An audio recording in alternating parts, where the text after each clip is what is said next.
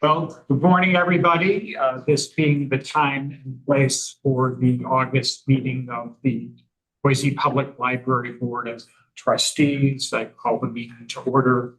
Just a reminder to speak up.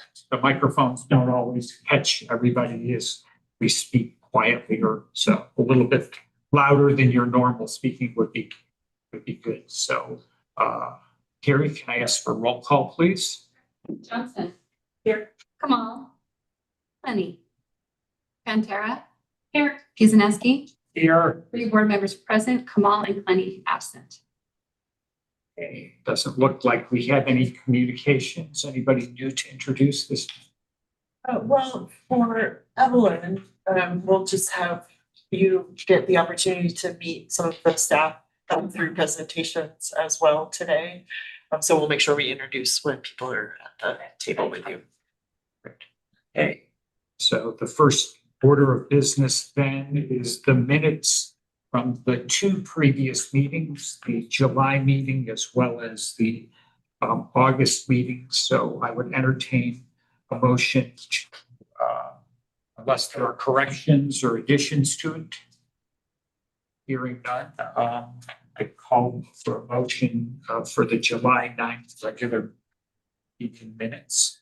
I move to approve the minutes from the July 9th, 2025 regular meeting. Second. Roll call. Johnson. Yes. Pantera. Yes. Kuzinski. Yes. All in favor, motion carries. Okay, moving on to our special meeting on August 1st. I also entertain a motion for the minutes for that unless there are corrections, additions now. Move to approve the minutes from the August 1st, 2025 special meeting. Second. Roll call.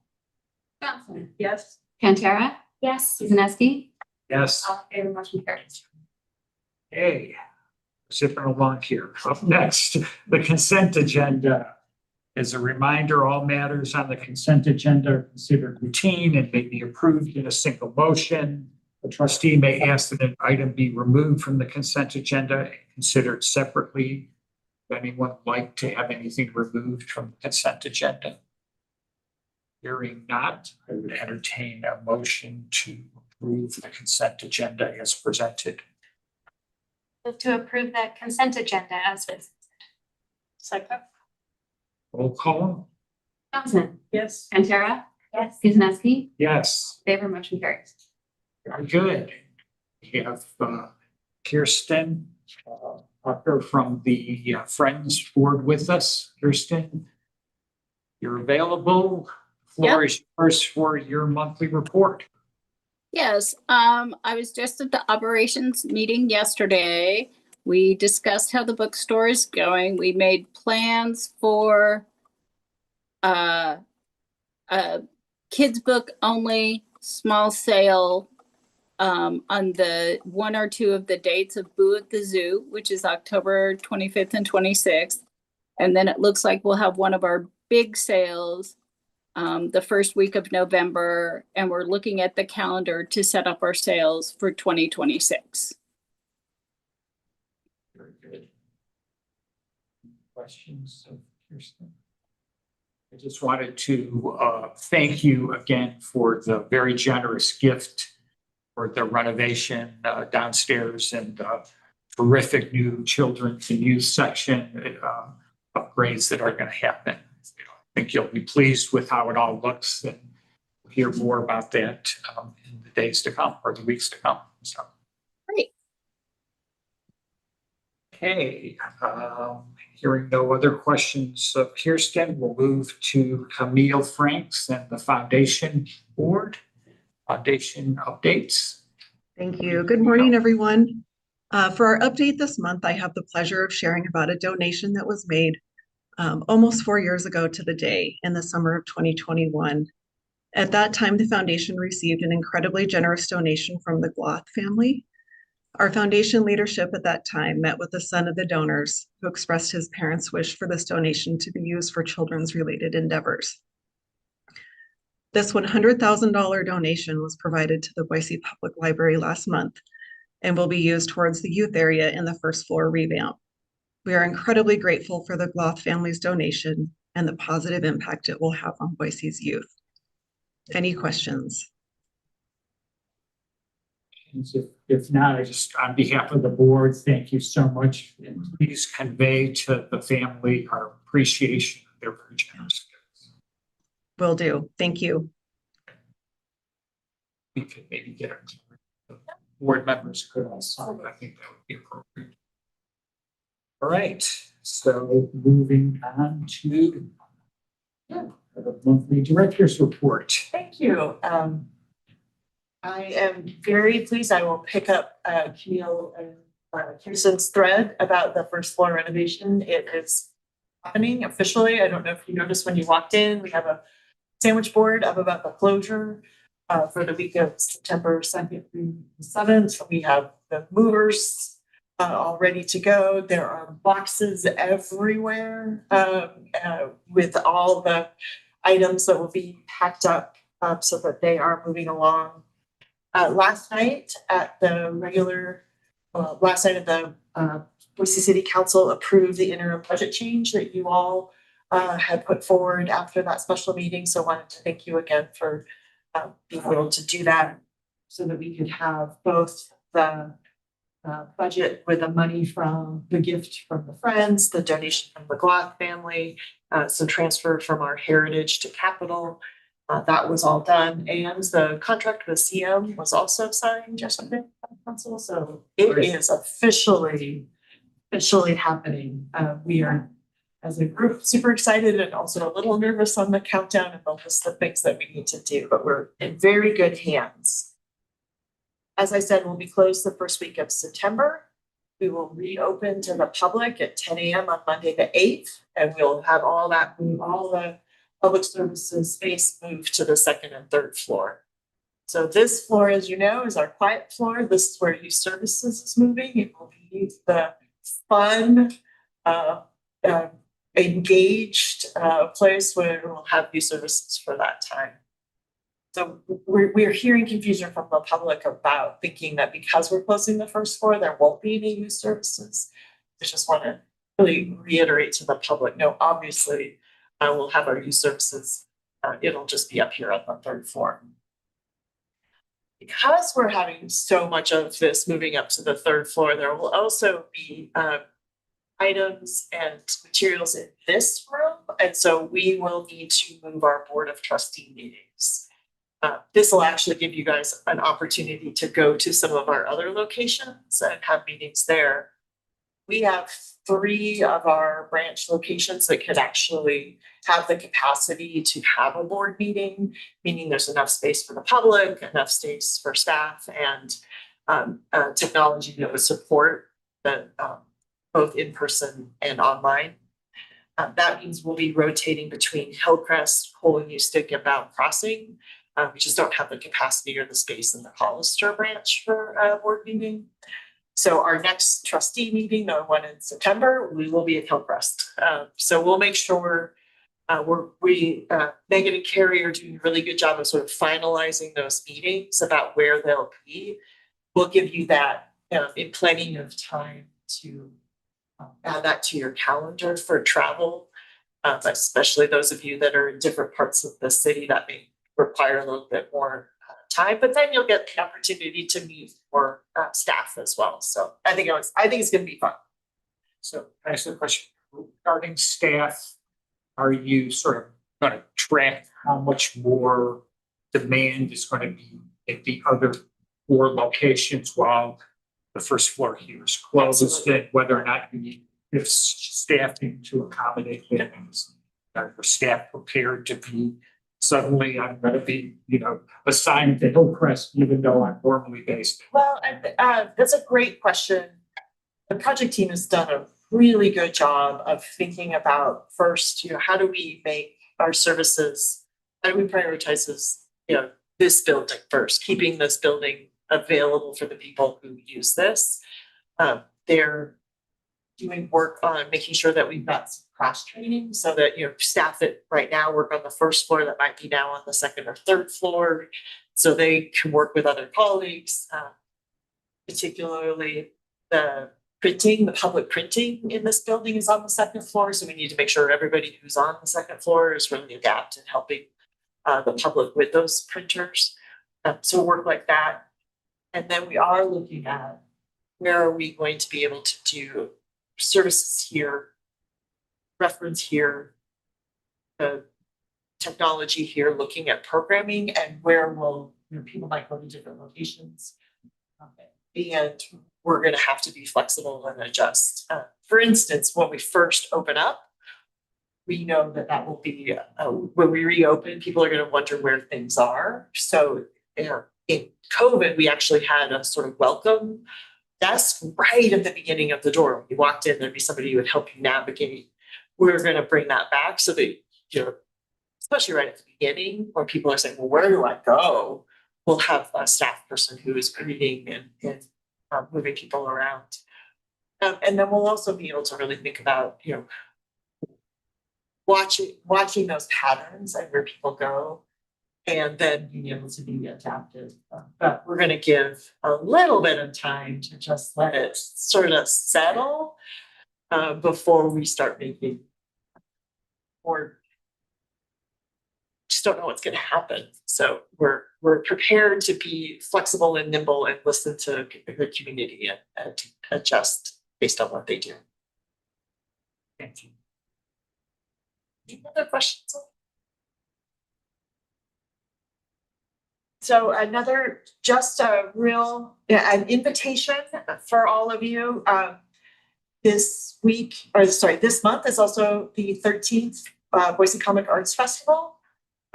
Which will be Saturday, August 30th, Sunday, August 31st. That'll be at the Boise Grove. This is the largest free comic arts festival in Idaho. It will feature 2 days of Artist Alley. So all the guest creators that'll be here will be have tabling available. There's cosplay contests. There'll be panels, performances, workshops. Where you can learn to draw, or you can see someone draw, or you can play games. It's really a fun way of celebrating graphic novels and illustrations and creative ways of telling stories. So we'd love to see all of you if you can make it. We're also really excited this year. We have our guest creators will spend that Friday before really out in the community doing school visits. And that is, I think, one of the real fun parts about the Boise Comic Arts Festival is the opportunity to have those artists and illustrators go to local schools and get kids excited about storytelling through art and get them drawing, particularly we're bringing back Andy Rutten, who does Owly, the comic, and he is, I watched kids just follow him around. He's like a superstar. So we'll have some real fun things about that. If you want to learn more, it's on our website where you can see a list of all the illustrators that will be here. And I really also want to thank the foundation for their sponsorship of this. They have their generous fundraising for BCAF has made it possible for us to do it at this scale. So again, that is Saturday, August 30th and Sunday, August 31st at the Grove. Great. Okay, very good. Acknowledge Nash from the City Council joining us, right, that are represented. Well, just my absence, there's just your constituents that were begging me for answers about the Boise Public Library's facilities plan. I'm like, if you let me go, I'll find out. So Thank you for joining us, and we will all find out together. So, well, we don't have any requests for reconsideration this month. And we're going to pause on our educational item because we want to spend time with the facilities plan. But first up in old business is the policy review for displays and exhibits. So welcome. Take it away. All right. So as a reminder, I'm Sarah Kelly Chase. I'm one of the public services managers here. This is our wrap up for the whole fiscal year for you all for policy review, so you're off the hook for next month. This is section 8.0. We are not suggesting any changes. We made some changes in 2024, so we did recently and made some updates. But do you have any questions regarding this? Does anybody have any questions, any comments, any observations? We're happy. All right, you did a great job with it. Thank you. Good, right. That's mercy. Good. So that takes us to our main item for today. Do you want to? Yeah, I'm gonna kick this off. Evelyn, I'm really thrilled to introduce you. Jill, come join us. So sitting directly to your right is Lindsay Erb, who is the person who has led this with me. I co-lead with Lindsay works with Public Works, so her specialty is obviously maintenance of all our great facilities.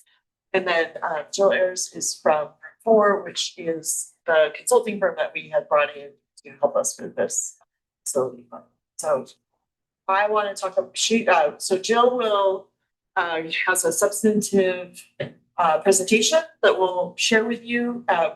We've asked Jill to add some of that background and context to catch Evelyn up, but it's really been interesting for us to sort of look at the evolution of when we started this work and what has happened as we've gone through it. What we're teeing up for this is really a 3-month discussion. We are bringing this to you. You see in front of you, you have a draft of the report. It's labeled, this is the board draft.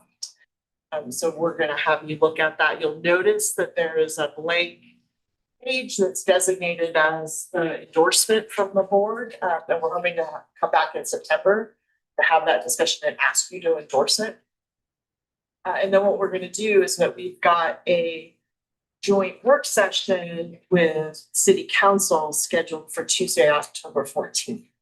And so the idea is when the board has had the opportunity to really digest this, to understand the scenarios and the options that are outlined, then to be able to have that conversation where you present it to council and then have a discussion with council and board about how we using the information in this facility plan for the next 15-20 years to set the direction for the library. Anything to add, Lindsay? Please tell me. Jessica, since this is a draft, we have to use that photo of me on page 8. I'm sorry, I didn't hear that. Since this is a draft, we have to use that photo of me. You're gonna get to see that photo again today. Great, what are you talking about? I actually love that photo. There's so many people in that photo. That was Nicole. You stick. I think you look like you're listening to. Yeah. Okay. So with that, I'm gonna hand it off to Jill. Thank you. So it is, I'm very pleased and honored to be with you again here today. My last time in front of the library board was last June, I think, a little over a year ago. And I have been looking forward to the opportunity to share what we've heard, what we've seen, what we've learned, and what we put together with you along the way. I'm noticing that the report is in front of you. I was going to do this presentation a little bit like a tour. It can be just some of the highlights of this document, and you can spend as much time with it afterward as you like.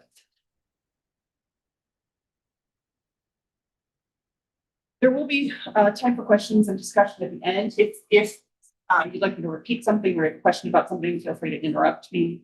That is all fine. So what were we asked to do?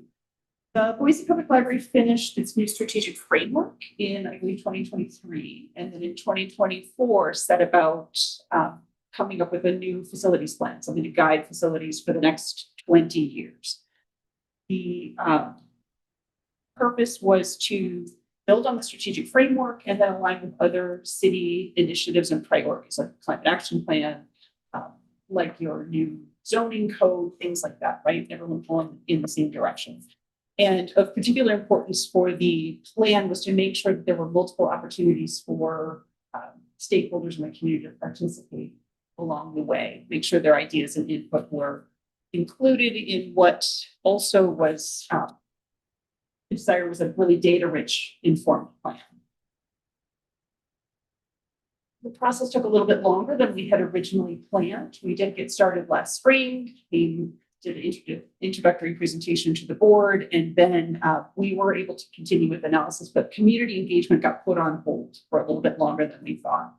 Something had happened at the state level, and the library wanted to let that kind of die down a little bit so that we could come back to the community in a way that felt very focused on facilities and the future. So in December, Director Dorr facilitated a joint work session with City Council and the Library Board to share some of the highlights that we had heard through community engagement at that point and some of the things that we were seeing in your facilities. And then since then, we've been working through options and coming to the draft recommendations that we've got here today. We are pleased that more than 2,500 Boiseans participated in this process. That's a really great number, and a lot of our other clients would be envious of this level of participation. People really came out for this process.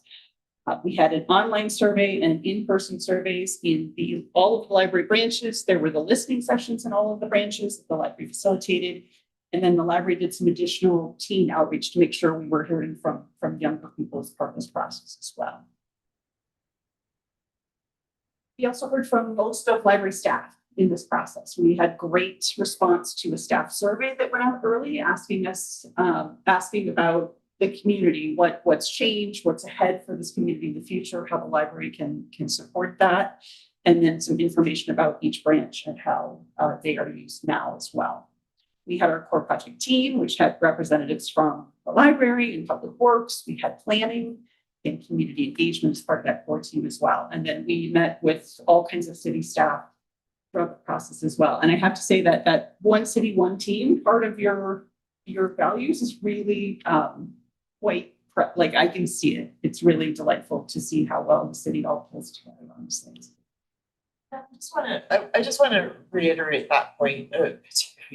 We're a library that is a city department, and so it's really important to us that this facility plan, while it is for the library, it also meets the needs of the other city departments that will be reliant on in order to implement it. So that means, we had to make sure that we were factoring in IT, which is a separate department. HR is a separate department. Public Works that oversees the facilities, the finance team and the budget office. So it was really, that deliberative approach. What we brought back drafts, it was, okay, does this serve the library's need, but does it serve our community, or does it serve our city department needs? And that was the piece that I also think took longer, but because everybody needs to have a facility plan that supports all those partners, we really needed to put that time into it.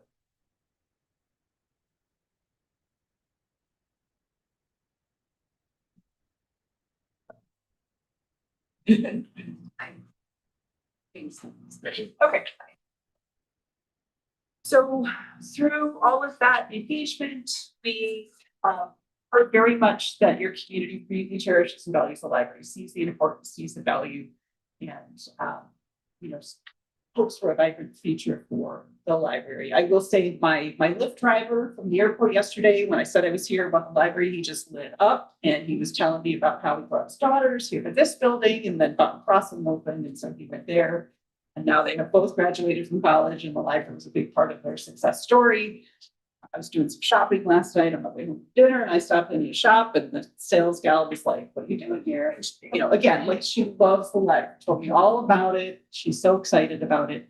And then, of course, just the donations that your foundation is being able to get, that support for what the library does, how important it is really wonderful to see. Library staff are really something that the community appreciates, in particular, the dedication and skill and thoughtfulness, commitment to service, as well as the things that the library provides for low cost, no cost. Free is a big part of what the library does. And they do recognize that the library is a really good steward of city funds and community resources. And they also want more of everything too. More stuff, more space, more technology, more programs and events, more opportunities to connect with each other and with library staff. And then we have heard advocacy for more hours and more locations in this process. So acknowledging that. Do you want questions at the end? Or as you go? I'm happy to take a question. So is that were we out of sync in terms of your other clients and having done this work in terms of the need for more of everything, more services, more hours, more locations?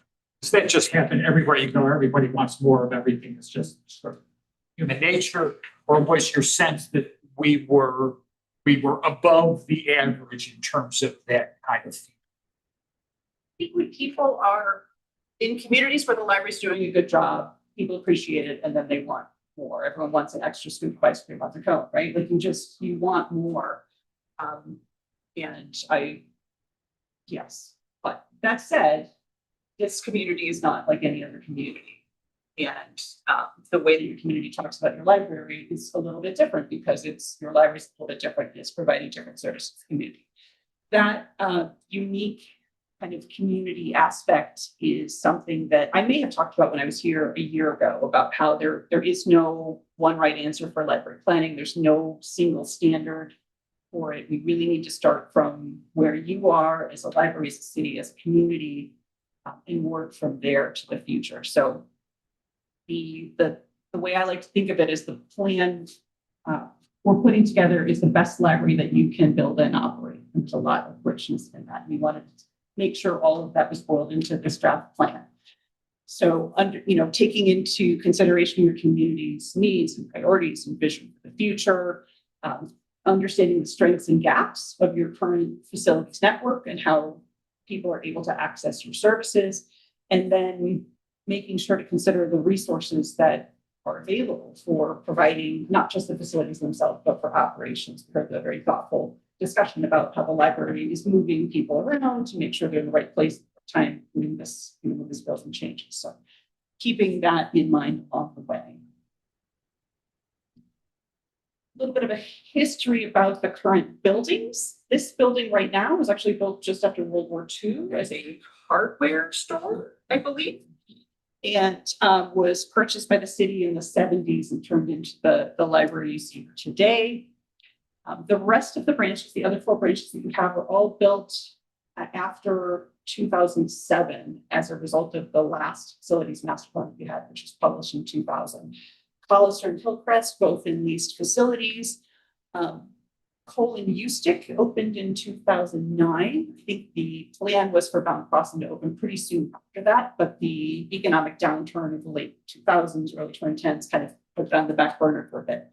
So it eventually opened in 2017, I believe. So, and they're all very well maintained, fresh and welcoming. They look great, and their city's doing a great job protecting those assets. So one of the first things we did, and this is zoom in on one of the analyses we did just to kind of talk you through the methodology. We wanted to look at how Boise residents use libraries today to understand those patterns, how people move around, and whether in particular there are parts of Boise where people can't get to the library. It's a big question that people often ask. Is there a gap? Is there a desert someplace? So what we did was we took 1 week of Boise Public Library checkouts from April of last year, typical week, not spring break, not crazy weather, just day-to-day 7 days of how people use libraries. The city's GIS team put it onto a map for us. What you see here, each dot is a person, the home address or registered with their card of someone who checked out a physical material from Boise Public Library during that week. The location is, like I said, their home address or the card holder's registered address. And then the dot is, the color is coded to the branch that they traveled to pick up that material. So here, for example, this red dot is one person who visited Bound Crossing that week. What we don't know the person's name. We don't know what they checked out. Didn't matter. We don't know that they checked out 1 or 100 intros. Like it's really just about where they live and where they go. So the green dots are somebody who visited the library at Collister. Here we've got 2 neighbors that kind of one went to Cole and Ustick that week and the other went to Hillcrest. And then here's a couple who visited the downtown library during that time. Like I said, this is anonymous. None of this zoomed in close enough for us to be able to see anybody's specific address. We don't know who these people are. We just know kind of generally where they are. I will say that one of the things to keep in mind about this data set is it's just materials checkouts. It cannot capture people who went into the library to participate in a program or just sit for a while and that's the data set we had. And another thing to keep in mind is this is only Boise Public Library checkouts. We don't have folks who live in Boise but may have gone to one of your partner libraries. That's not part of this analysis. So it's a quick run through this methodology. And through this, what we saw, beautiful map, lots of dots, is that we actually didn't see any areas in Boise where people just aren't getting to a library. And in fact, through this analysis, we're not seeing any places within Boise city limits where people can only get to one library. Like people are mobile, they're moving around and using multiple libraries. There is some clustering of people who, tend to use the one closest to their house most often, but people who live down near Bound Crossing found their way up to Collister, and someone who lives next to Cole Ustick went down and visited Bound Crossing. So people do get around. This big orange circle is this building, the downtown library. People really do find their way here from throughout the city and beyond. So what we took away from this analysis is that your current number and distribution of libraries works pretty well for your city and community to have access to library services. It also tells us that each of your libraries really needs to be prepared to serve more than just the people who live around it, because people choose based on other things than just which building is closest to their pillow. So just for perspective, we do this kind of analysis in different communities, and what a gap might look like if there was one actually is a little bit down this southwest corner here, south of the, you told me how to say interstate. Yes, thank you. Where, if we look at an aerial, there's residential development there that is just as dense as other parts of the city, but the density of stops is not. So, is that truly a gap? But when we look at the city in the context of the other libraries that are around it and the library's strong partnership in the Links Library Consortium, it is very likely that those folks are just going to the Victory Branch or one of these other libraries that is around it. So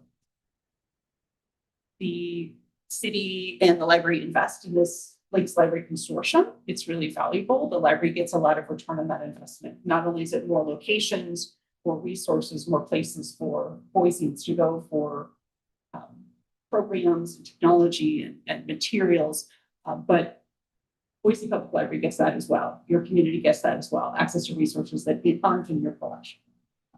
Programs that you aren't running right now. So that is. I'm going to just jump in for Evelyn's benefit. We also pay a significant fee every year to aid a community library because to serve those people who are Boise City residents aside from in addition to the consortium costs that all of the libraries pay. Thank you. Yeah, just to put a little more detail on that, the 11-member library consortium or part of, and that is that cost model is really sort of built with that sharing in mind. And then we have individual agreements with 2 libraries, Garden City for excessive use, and that's a population. There's I think 11 or 13,000 people in Garden City, so more people that are Boise residents use Garden City. So we have an agreement with them for that use, and then because of the historical annexation of, and Boise has annexed so much of that Ada county. That is the payment that we make to them for that, for their operations, because they are serving, that library is actually technically in Boise city limits, but it continues to be run by Ada Community Library. And that's why we have that agreement with them for funding as well. And you'll see those, you'll see the Ada payment next year as part of the library's budget. Do you have any data on use of the Ada Community Library at Victory? Like, if we identify that as like I would want to understand how we're using Ada Community Library before we go seriously. Do we have any data on that? Data in terms of Like the dots that we have for use, the visits of the other libraries, do we have that for Victory? Right. we have it in terms of what circulates, but we haven't done door counts. So on the other slide that we have of dots. Yeah, What is that data? the other side with the dots is Boise residents going to Boise libraries, so we don't have it for Boise residents going to a library. It's supposed to do that if they were going to show their data. Yeah. I think that would be like important to council before we ever took any action on anything.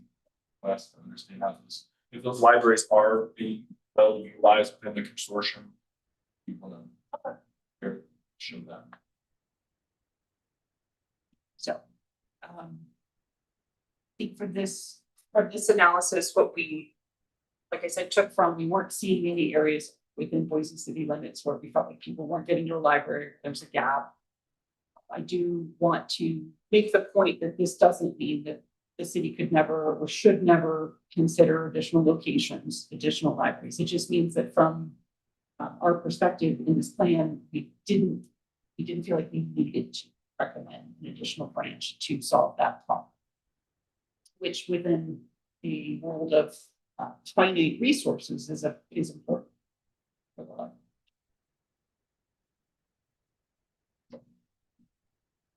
The bigger access challenge that we did find was that overall the amount of library space together out of this building and the other four isn't really enough to support all of the things that the community wants and needs from Boise Public Library.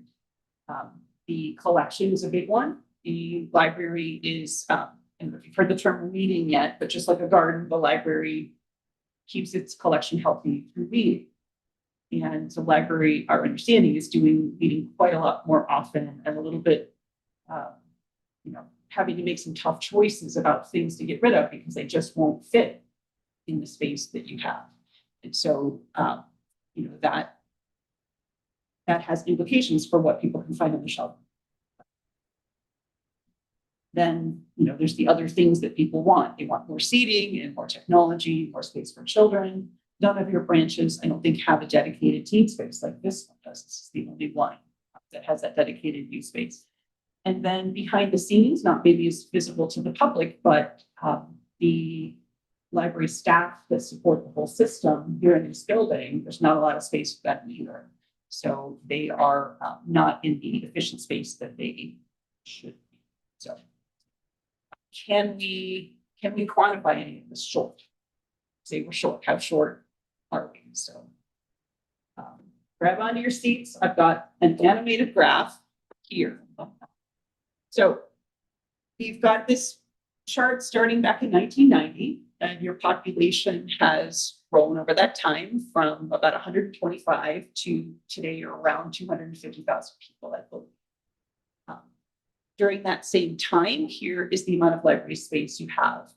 For a good chunk of that, up until 2005, it was mostly this building. I think you had one other small branch perhaps, but for the most part, this was your single workforce building.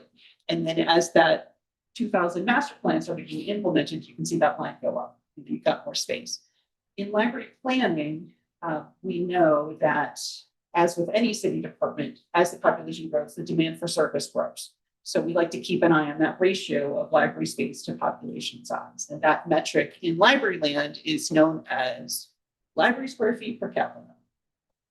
So you can see what that line does over time. Back when your population was low and your library space was high, we're up there. Now we got our y-axis. On the right for square foot per capita, you were well over 0.6 square feet per capita at that time. It dropped. Each time you added a branch, it bumped up. But here you are today at a little over 0.5 square feet per capita. So through our observations, our discussions with library staff, what we heard from the community is that you're probably around 70 to 80% right now of where you should be in terms of space in order to provide all of those things that you want, which puts that square foot per capita need range closer to 0.65 to 0.75, around where you were in 1990 on that ratio. As your population continues to grow in the future, I think by 2050, it's 12-ish% growth is projected. If nothing else happens, if you stay with the space you have, that ratio of space to population is going to continue to decline. And the library will see more and more pressure on its space and its resources and in trying to serve that increased demand. So if we take that need forward into the future, then we want to get that ratio back up, and that's where adding space comes in. Sorry, these are made up little bars. That's generally what that looks like. So this is in the report. Let's spend more time on it. Any questions on this so far? I know it's a lot.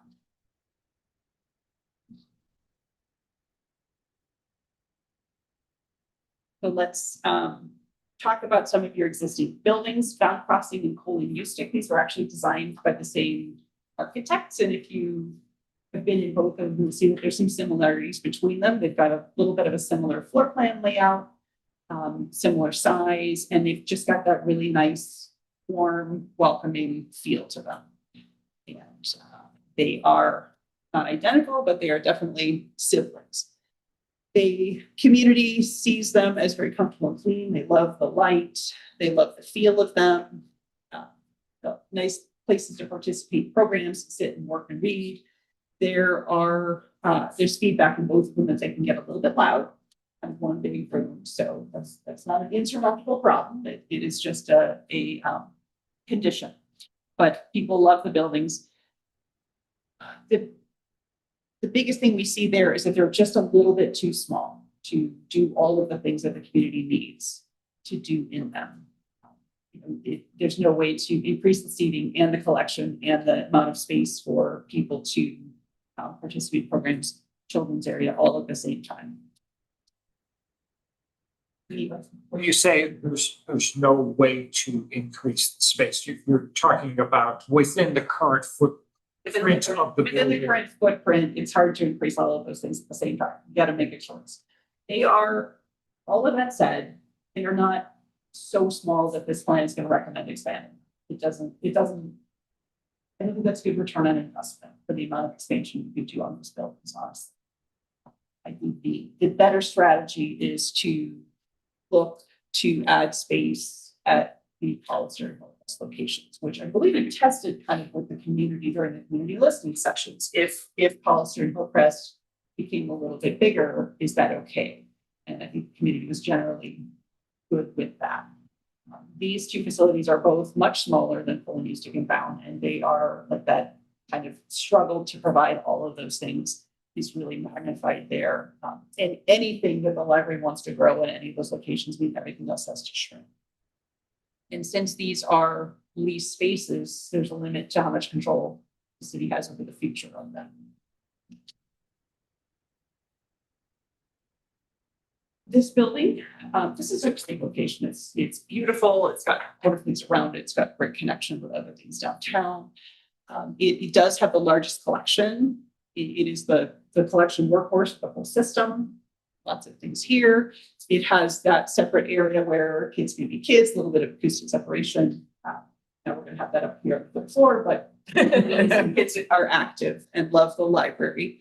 A lot of computers and internet access, and as I said, it's the only teen space in the system. It is on paper, I think about 80,000 square feet, but there's a lot of limitations to that. One is it's 4 stories, which means a lot of that space is stairs and elevators and, just moving around space. Way more than you'd have in a building that was the same square feet, but a lower number of floors. From an operations perspective, each public floor can be like its own little mini branch. You got to have a certain amount of staff on each floor to serve and observe. There was a couple of studies maybe 10 years ago or so that found that this building was too small and recommended an expanded building. There was a design proposal to replace it with a significantly larger building on the site, but the community wasn't totally on board with that. So that project didn't move forward. Now the city is going back and taking care of some of the maintenance things on this building that it didn't think it was going to need to do because it was going to be replaced. So that's a big part of what Lindsay and her team are working on here at this building and taking advantage of that opportunity to also, make some service and operation as well. Those changes are going to make a big difference in this building. Like, it's going to be really wonderful, and I'm looking forward to seeing how it comes out. But they are not going to address that core problem, which is that this building is just not big enough to support Boise Public Library system now, frankly, and into the future.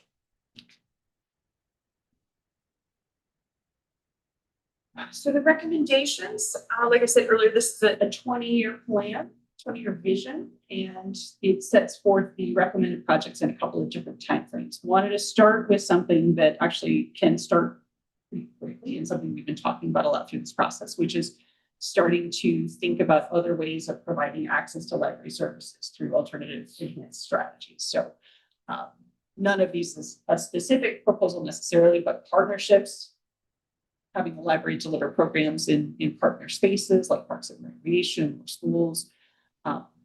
These are some automated solutions, technology solutions that other communities have used, either outside of library spaces, or actually this one in the middle on the bottom is a 24/7 library kiosk that is outside a small library branch in the San Francisco Bay Area, where their operating resources are so limited they can only operate that branch. They can only open it like 2 or 3 days a week. So this really extends that access to around the clock for them, at least for access to materials, access to the catalog. The 10-year priorities for the plan, it's recommended to address the shortage of space at College Street and Hillcrest. Find new solutions that can get those up to 25,000 square feet or more. Again, like the Bound and holistic models are lovely, but they're a little bit too small. The plan recommends not building anything else that's that small. You're going to do it, give yourself enough room to provide the diversity of services that the community wants in each location. So Bound Crossing and Pulamustic, both in the next 10 years are going to hit a point where they're kind of ready for a service model refresh. They look great. The maintenance is not the problem, but working with the community to determine what the right balance of space is for services within that building moving forward again. The plan we didn't do any specific building program. We didn't do any design. That was beyond what we were going to do in this plan. And that's a wonderful opportunity for the community to figure out what those buildings all should be in the future. The other thing for the next 10 years is to look for a way for the library staff to have a little bit more efficient space. Your courier, your technical services, those kinds of things don't really need to be downtown. So if there's another space that they can be just as efficient and effective, that's an option. And then we can recapture that space in this building for more public service.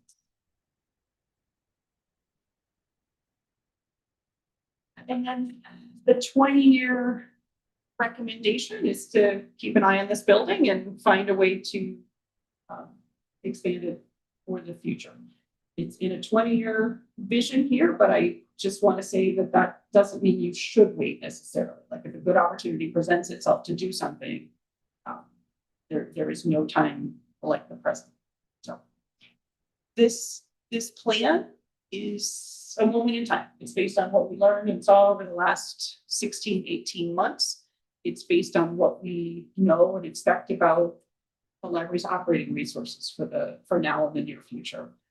And the opportunities that we think the city may have or can make progress on at this point. Like I said earlier, there's no reason not to consider other things that can happen as part of this with this plan. If a new branch opportunity comes up, then that's something that the city can and should consider within the context of making sure that the library has enough resources to operate it with robust hours so that it's not taking away from the other branches, and to really think carefully about how big it is. No more tiny branches as you come up.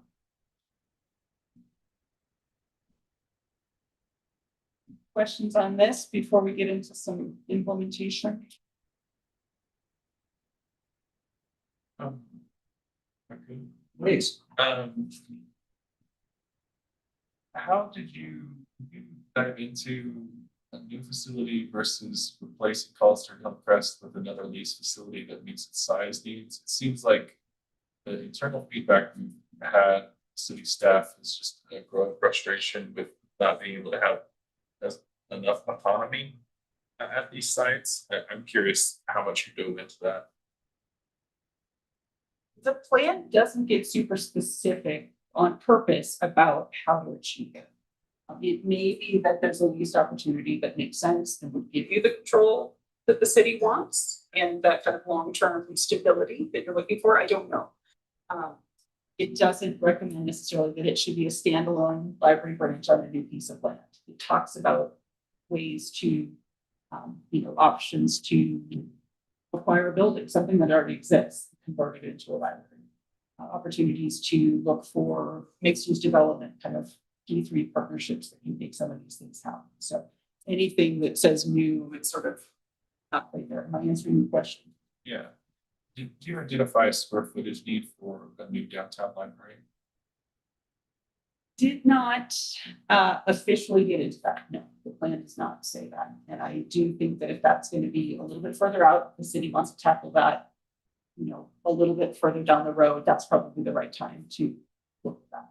After the branches are in place, after they are up and running, as we know a little bit more about how library service community needs are going to evolve over the next 8 to 10 years, that would be a good time to come back to it. But I do think it. Yes. Continue. Last one. Could you go back to your map on the dotted map or that one's This one? Yeah. I think the elephant room for council members is, and it's probably apparent in the listening sessions, is that there's an organized effort to establish a library kind of west of Cole and Eustick, north of the interstate. I think we're going to face a lot of questions about that and why the report did not recommend that. An expansion of the library need out there. I know you talked about it a little bit, but would you speak to like the data points that you considered in not advancing a recommendation for a new library at that part of town? Yeah. So the access analysis that we did, one with all the dots, I was not able to see a gap there. I just didn't. The idea that people in any part of Boise can't get to a library, I couldn't see it. So that was where, adding a fifth branch anywhere without additional operating funds for the library just takes service away from the other libraries. And so that was something we thought carefully about. The plan does not forbid the addition of any new branches. Like it's great if you can afford to operate more branches and build them. Like everyone loves it, and I think you can see a lot of return. It's just a decision about resources and where it's going to be prioritized for the next.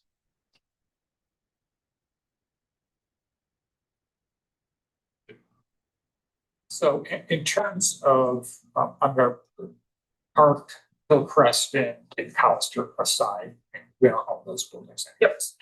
And of the other three buildings, right, this and the other two standalone buildings,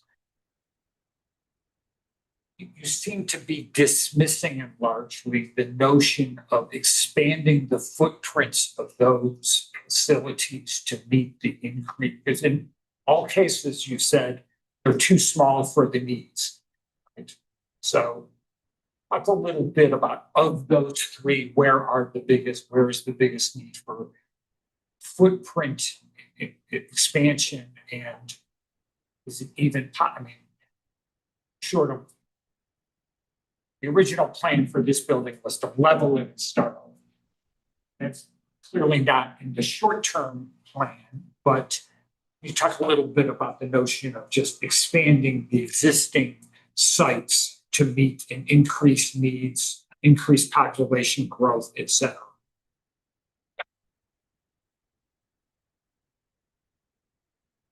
In my experience, small expansions are great if that's your only solution. Those buildings are so new and they're actually architecturally quite lovely, so part of me just doesn't kind of want to touch them, but I don't think that you need to. I think there's an opportunity to put more space in the three other locations, like here eventually, but focusing on Hillcrest and Hollister. Those are both strategically located relative to those two other branches that you could put something special. You could put a little bit more resources there. You could put a little bit more people space there and see a great, a better return on that investment. Yeah. Let the two branches be what they are, put the money into keeping them fresh and marketing and ready for modern library service at every stage of their life. But I just don't see that it feels like an expensive way to add a little bit of space. When if you found more space at your other locations, you could move some of that stuff too and get that more spacious feel in smaller branches. I'm not going to tell you you can't. No, I understand. And if I could add, I would say that this plan also does take into consideration zoning code upgrades and just acknowledging where there's existing infrastructure, right? Overland, Orchard, State, Fairview, and Vista. These are really highly trafficked thoroughfares through the city, as well as where the city's encouraging infill density to occur. So we're anticipating growth that will affect Hollister and Hillcrest, which is why that's a recommendation plan. And President Nash, I think to your point, just has good working relationship with Meridian and Ada County. We can certainly do a look at, who is using those other neighboring facilities that we pay into, because I think that is an important thing to tell the story, so we can address some of those concerns about gap locations perceived, so I think we can have that for a joint meeting. Anything else? Questions, go ahead, you can move on to the recommendations. Approaching the end here, but I wanted to talk just briefly about implementation. So without, funding in place, it's a little bit hard to put together something that feels like a specific plan for this is when these things will or should happen. There's a lot of things to consider, putting projects in some kind of order, in addition to funding for a larger Hillcrest, for a larger Hollister. Alternate sites are going to need to be acquired. We don't know where those are, so that will be a driver of those projects. There's some managing growth and operational costs, which I'll get to in a minute. There's minimizing the impact of escalation on construction costs, which I will also get to in a minute. There's making sure that the community is engaged in the process and able to support it. And in particular, one of the new things for me is this unique situation here in Boise where the voters get the right to say yay or nay on any library project that is likely to cost more than $25 million, all in, including operating costs. So that's something that will have some implications. It has to be on a regular ballot. You can't call a special election in the middle of whatever, right? So there's some timing associated with that. This is sequencing scenario A. This is just one way to do it if your primary consideration was to minimize the impact of escalation. Escalation is pretty rapid right now. Cost consultants that working on this project and others are recommending to just assume 3 to 5% at least for the next couple of years. So to put that into real dollars, for every $1 million of project costs, 3% is $30,000. You either need to increase your construction budget by each year in order to preserve the scope you want, or you need to find a way to cut $30,000 out, right? So it's not insignificant. Historically, over time, the average of escalation has been in the 3% per year range. There are times when that has been fast. It's been higher than that, and there's times that it's been flat. There are almost no times in history where it has gone down. So it is unlikely to get any less expensive than it is right now. So here is the College Street Hillcrest. You need to find time to acquire a site. Go through conceptual and schematic design where you're working with the community to make sure those projects are consistent with the vision and what they want and their priorities. And then construction. Again, like you do them as soon as possible, as soon as you have a site.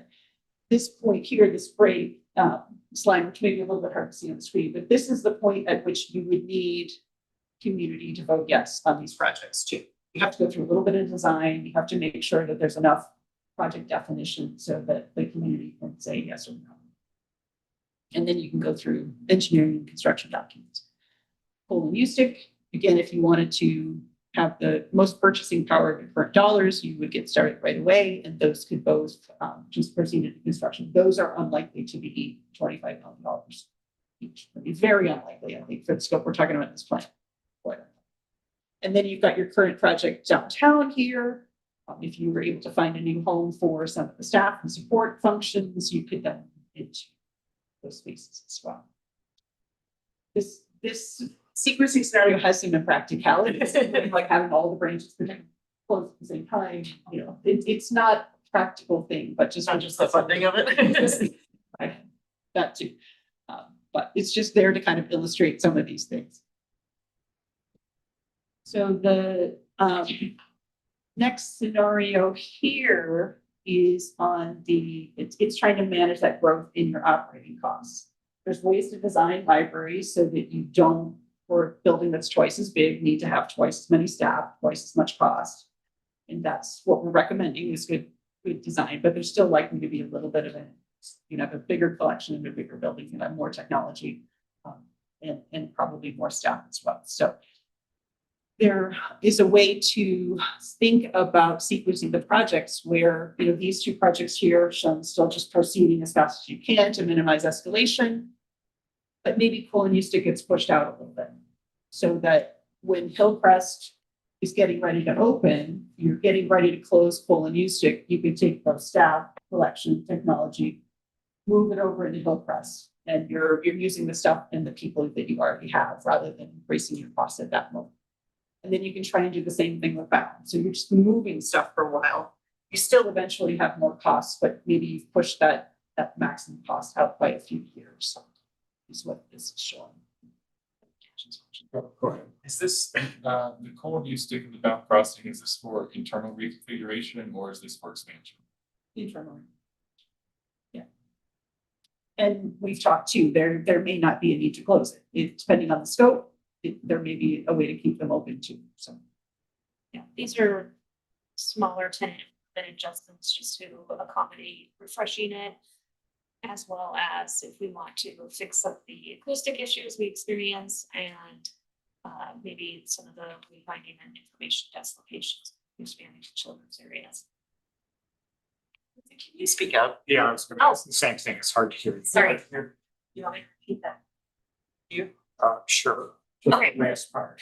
Sure. So these, for Cole and Eustick and Bound, these are smaller tenant type projects that focus on specific areas that we already know we're having issues with. For example, acoustics.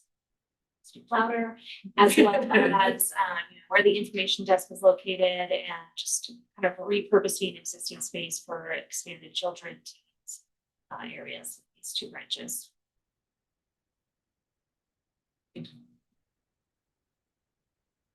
Okay, and so then scenario C, this one is really about getting that community engagement and support. This one splits your design and construction documents for, colon stick and bound crossing, but puts that kind of at the same time as your conceptual and schematic design for Hillcrest and Hollister. So you've got a big citywide, come think about the future of your libraries from a design perspective. And then what is shown here is, can we take all of those projects in the community at the same time so that everybody in Boise sees something in this for them? Something.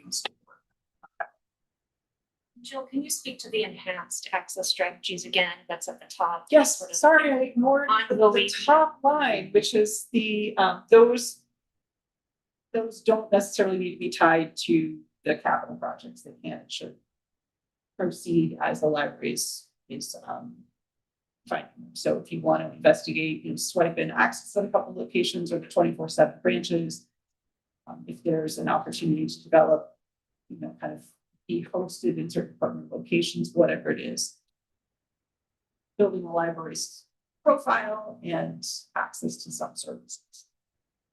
And these would be smaller, kind of one-time costs, some operating and maintenance costs, but not necessarily all staffed all the time. So some smaller wins that we can provide.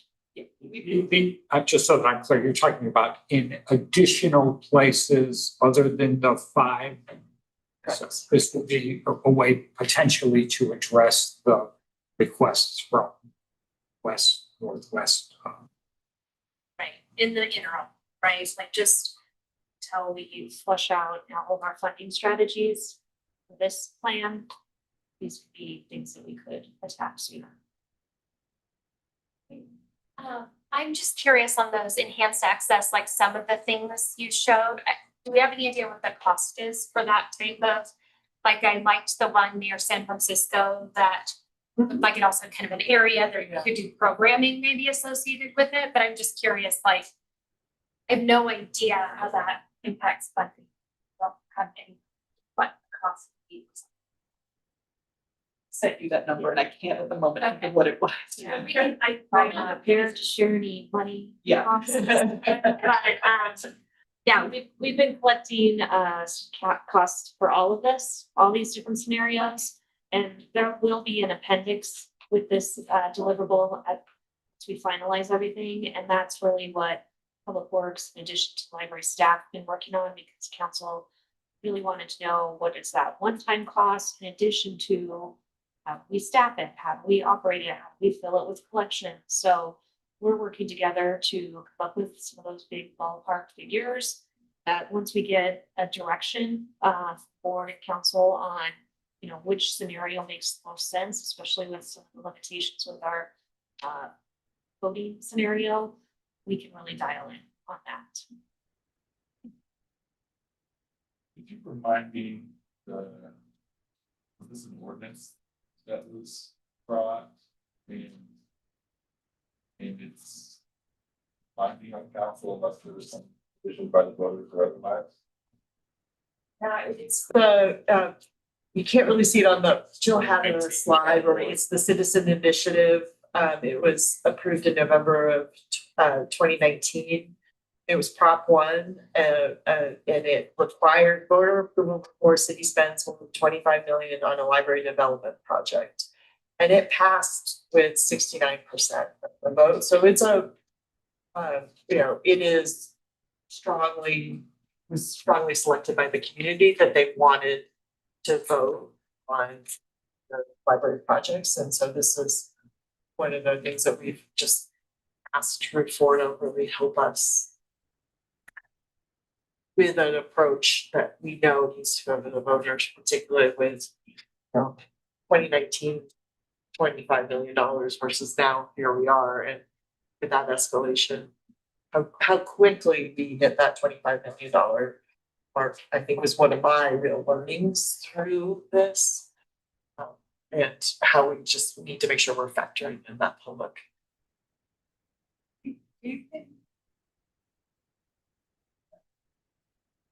A very unreasonable question.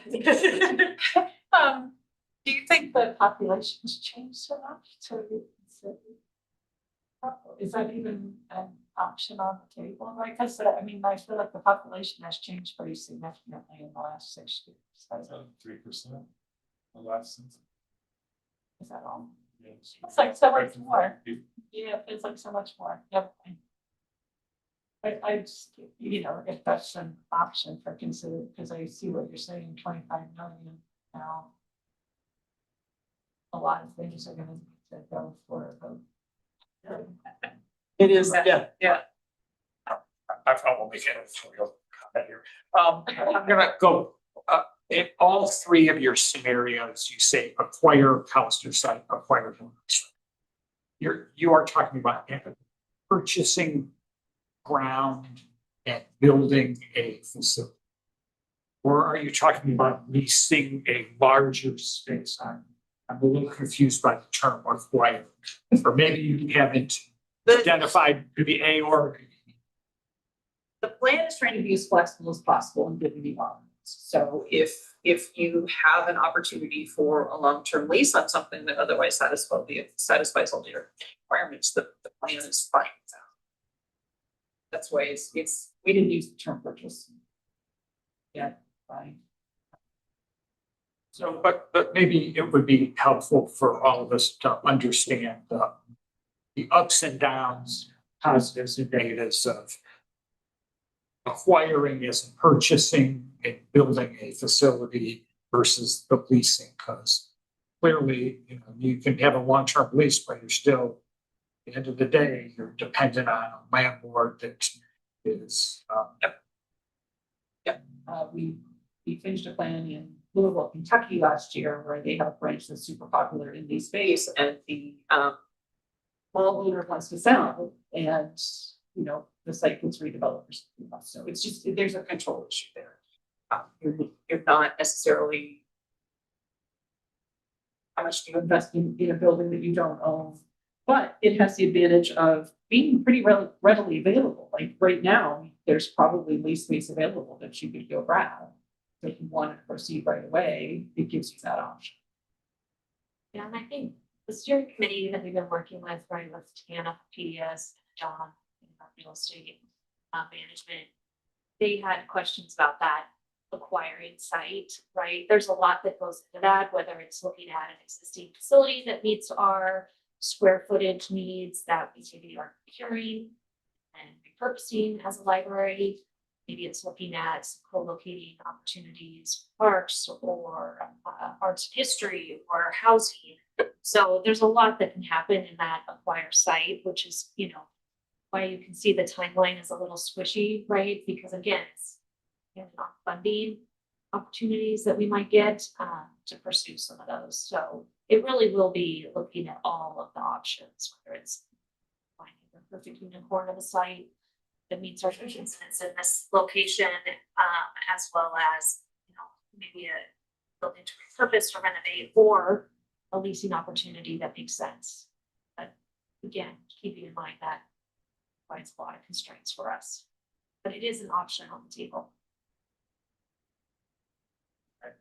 Do we have, I'm not asking for what it would cost to build a new library in Boise.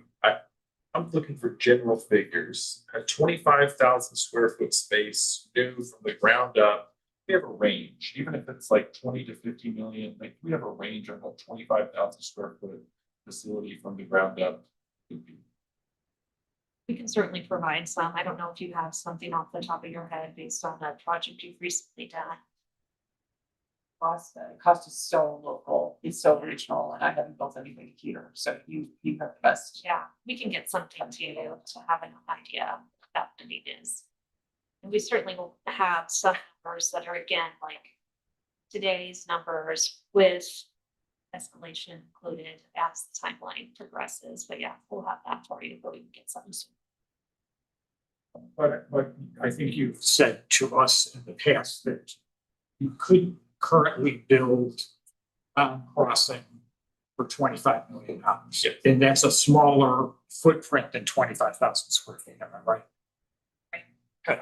Yeah. So it's gonna be above the number that you have to go to. And anything that would be that, and even that would be, according to your analysis, insufficient. You wouldn't want to build something that small. And historically speaking, as well as what we've learned through the community listening, I think we'd be more successful providing that equity around the city, going out to voters with a more comprehensive plan and strategy. So when they're voting on across Boise instead of for one location, I think that's a better chance to. Yeah, that makes sense. That's what we've seen in our city. Yeah, that makes sense.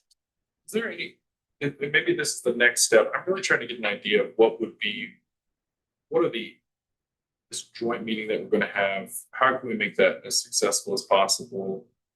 And I really wanna better understand kind of where the analysis stopped. I would think the next phase of this is getting an idea of what it would cost to build things from the ground up, what leases would look like, what spaces are available. Is that the next? Yeah, then that's Lindsay referenced that. That's the work that's still ongoing that we're building. On the existing contract, or is that just done internally? It's being done internally, but we've been provided cost Yeah. modeling by Group 4 and their cost estimators, as well as our local resources. Yeah, we're working on that. Yeah, to Jill's point, it's so local, so they build, like, here's the tables that you'll need to fill out, and then are sending it, and so part of it goes to HR to cost out. IT had a big, like, okay, what is it, what do we have, what are our current costs?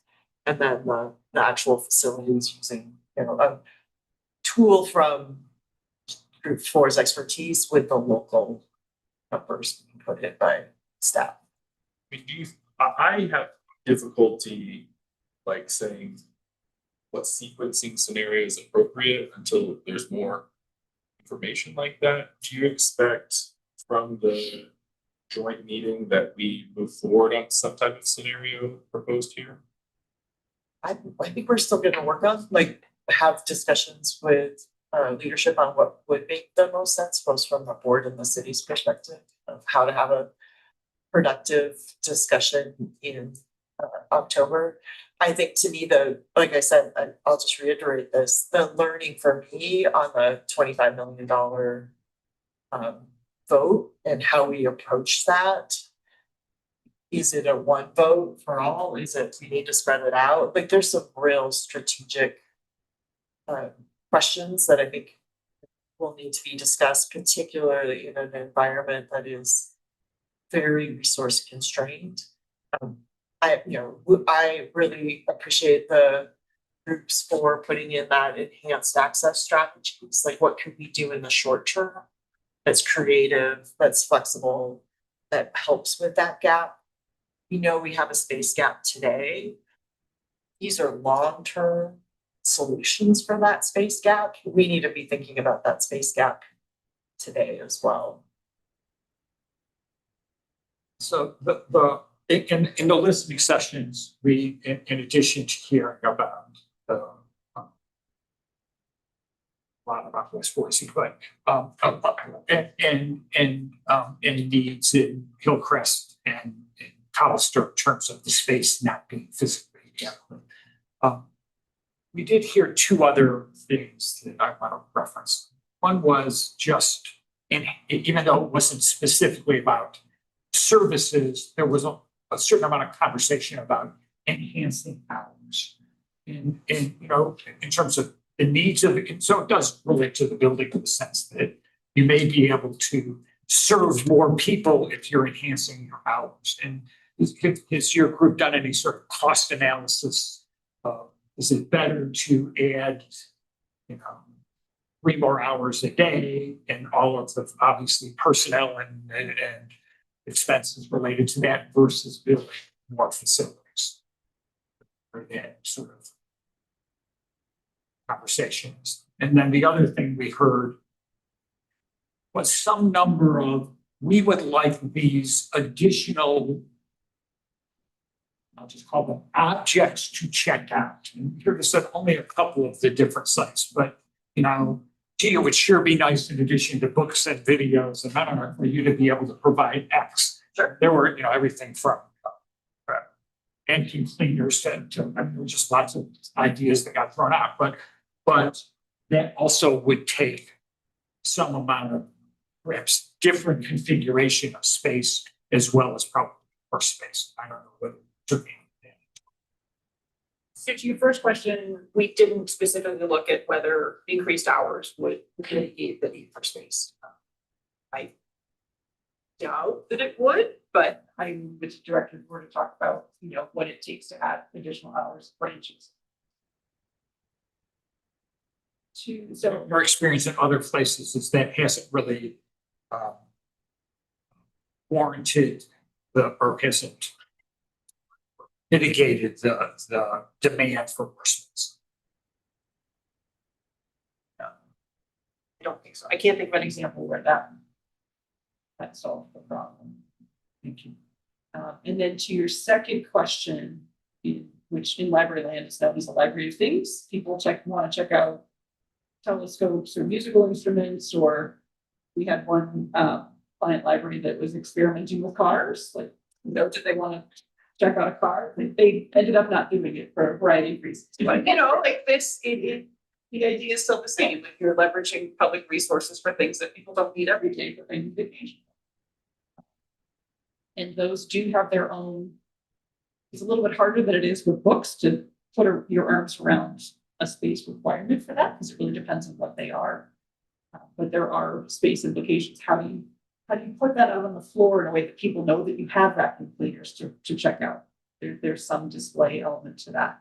And then back of house, if you want to have 5 vacuum cleaners so that there's always someone there for someone else to check out. There's just that's part of it. Spokane Public Library, which is one of your library's peer libraries, they have in their most recent capital program put in a really nice library of things kind of display and interface for the public to see. You know, if you want to rent snowshoes, like you can go and check out snowshoes, all kinds of things. So that's done. I don't know if that came up a lot in or are you saying you did hear that a lot? I mean, what is that? I certainly had a couple of the 5 location sites that came up. Wasn't it dominant?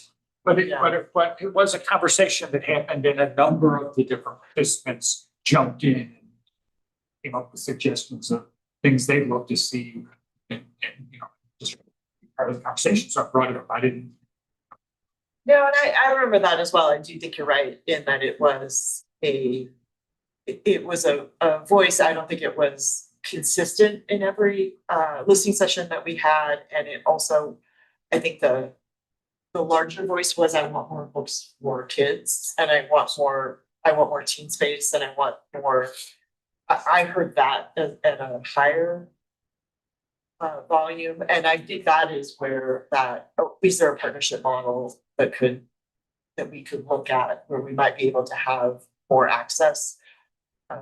I think would be a good way to look at some of the makerspace was one that came up. I think Group 4 had asked us to put forward that question in the listening sessions about specialization, because right now we really are trying to provide the same service at every location.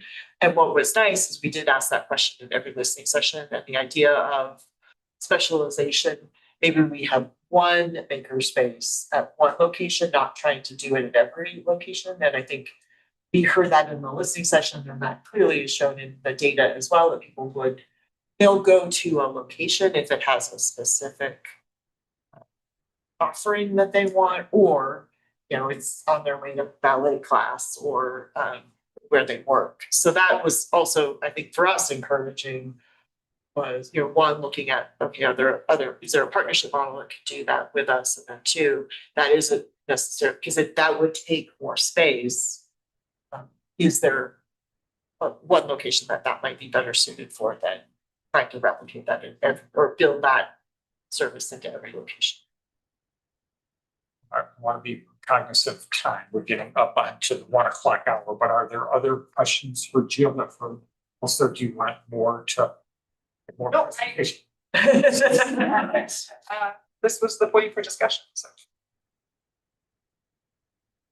So this link to the proposition, provide more detail about how that $25 million price tag is decided on, right? Because I mean, there's Homework to do on that, yeah. There's a lot of questions that we just, that was passed. I think the city did a quick adoption of it, or codification. And then COVID hit and we never looked at it. okay. So now we're, Because the lease build, yep, also factors in there too. yeah, right. I don't want to use the term get around because I'm not trying to suggest we're trying to get around things, but you can also envision all the costs that would go into a campaign for the vote and still return a no. And then the increase in cost. So you can just see this scenario of delay. So having, I don't know, so looking into it and understanding it better might give some insight into like what good options are in different I think places. that link, if I'm remembering correctly, is to a city site that does have Okay. like the link of the initiative, and Right. it's got a lot of specificity about What all where that position is included and staffing and books and computers and all the stuff. and within what, Yeah. Any other questions from anybody else? The only other thing I would say is just in light of the comments, the significant number of comments that we heard in every one of the meetings. It maybe an organized group of people who were very adamant about wanting to see something addressed for us Boise. It would be nice to know some actual costs for some of the mitigating options before frankly we go to city council. So it should just be nice to know what some of those kinds of things cost. I just think that otherwise.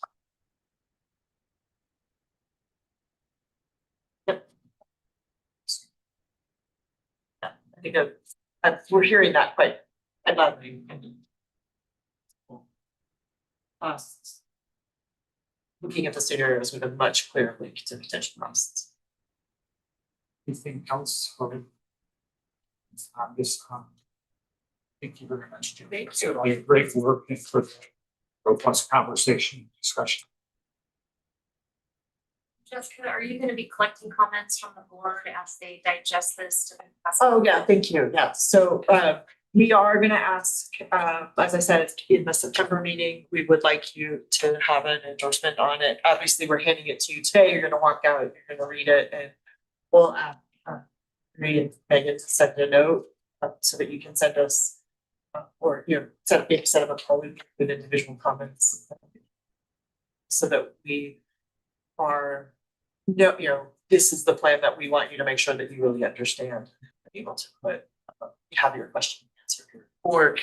And some of them what we will need to learn as we go forward with some of the discussions that help refine those. Anything else? Okay, so the next item on the agenda is the selection of the trustee to review payments. Brian available to do this, yes, he's okay with it, so fine, and then next meeting is the annual meeting on September 10th. We'll call this, we do the nominations, the election of officers and So in that meeting, you'll have an election of officers to serve for fiscal year 26. You'll also review the bylaws. And we'll have the meeting calendar for FY 26 for you as well. So that proposal, and that's where I said we will be looking to add as this location no longer will have a meeting room available, we'll put in that meeting calendar what branches will have those meetings at. So, but that's starting September, so we'll be compressed on September.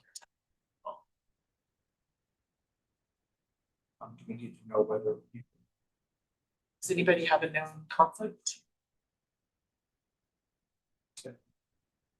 Okay, I will entertain then a motion to adjourn. Right, because adjourned, thank you all. I know it ran a little longer than some of our meetings, but this is, I think, it's an important topic. So no, this is really important topic for us to get into.